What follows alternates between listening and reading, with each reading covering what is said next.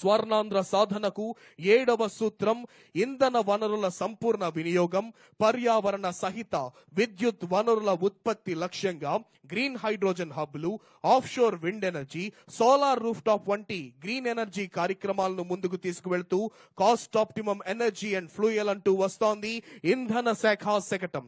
రాష్ట్ర వ్యాప్తంగా integrated clean energy కోసం గ్రీన్ ఎకానమీ మరియు అభివృద్ధి చెందుతోన్న పర్యావరణ వ్యవస్థను సృష్టించడంపై ఆంధ్రప్రదేశ్ ప్రభుత్వం దృష్టి సారించింది.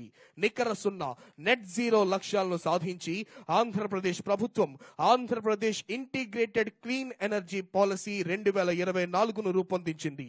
ఈ పాలసీ ద్వారా 160 GW పునరుత్పాదక ఇంధన సామర్థ్యాన్ని జోడించడమే లక్ష్యంగా పెట్టుకుంది. దీని ద్వారా సుమారు 10 లక్షల కోట్ల విలువైన పెట్టుబడులను ఆకర్షించే అవకాశం ఉంది. తద్వారా ప్రత్యక్షంగా మరియు పరోక్షంగా 7,50,000 మందికి ఉపాధి లభిస్తోంది. స్వర్ణాంధ్ర సాధనకు 8వ సూత్రం ప్రాడక్ట్ పర్ఫెక్షన్. నాణ్యమైన ఉత్పత్తులు, బ్రాండింగ్, హార్టికల్చర్, ఆక్వాకల్చర్, సుగంధ ద్రవ్యాల ఉత్పత్తికి ప్రత్యేక హబ్బులను ఏర్పాటు. ఇందులో భాగంగా మన ముందుకు వస్తోంది ఉద్యాన శాఖ శకటం థీమ్ ప్రాడక్ట్ పర్ఫెక్షన్.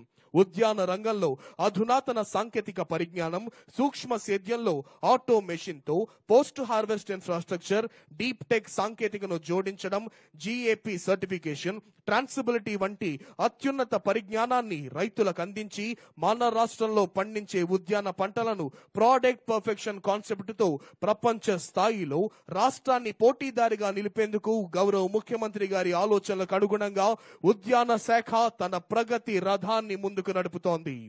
స్వర్ణాంధ్ర సాధనకు 9వ సూత్రం స్వర్ణాంధ్ర. శానిటేషన్, హైజీన్ సౌకర్యాలు, వ్యర్థ పదార్థాల నిర్వహణ, నాణ్యమైన పర్యావరణం ఆంధ్రప్రదేశ్ ప్రభుత్వ లక్ష్యం.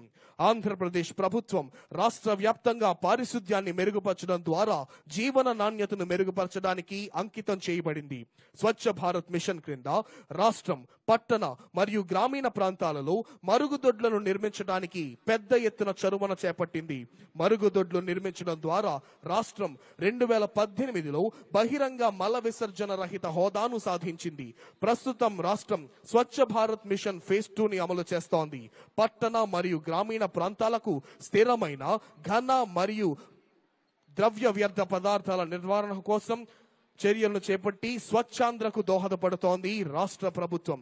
స్వచ్ఛాంధ్ర సాధనకు 10వ సూత్రం డీప్ టెక్ ఇంటిగ్రేషన్. వ్యవసాయం, ఆరోగ్య సంరక్షణ, పాలనలో విప్లవాత్మక మార్పులు తీసుకురావడానికి ఆర్టిఫిషియల్ ఇంటెలిజెన్స్, డేటా సేవలు, క్వాంటమ్ కంప్యూటింగ్ కోసం టెక్ హబ్లను ఏర్పాటు చేస్తోంది రాష్ట్ర ప్రభుత్వం.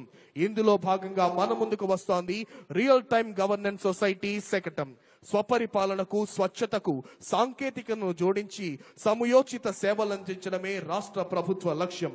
తెలుగు రాష్ట్రాల ప్రభుత్వ పాలనా రంగంలో సాంకేతిక అవసరాన్ని ఏనాడో ఊహించి పాలనా సంస్కరణతో ప్రభుత్వ యంత్రాంగాన్ని పాలనను కొత్త పుంతలు తొక్కించి దేశానికి మార్గదర్శకంగా నిలిచిన మాన్యులు, విజనరీ ముఖ్యమంత్రి వర్యులు గౌరవనీయులు శ్రీ నారా చంద్రబాబు నాయుడు గారు ప్రజా సమస్యల పరిష్కారానికి సాంకేతికత యొక్క చేయూతను అందించి పాలనను ప్రజలకు మరింత చేరువ చేయాలనే గొప్ప సదుద్దేశంతో ముఖ్యమంత్రి శ్రీ నారా చంద్రబాబు నాయుడు గారి ఆలోచనల నుండి ఆవిష్కృతమైన సాంకేతిక అద్భుతమే రియల్ టైమ్ గవర్నెన్స్ సొసైటీ.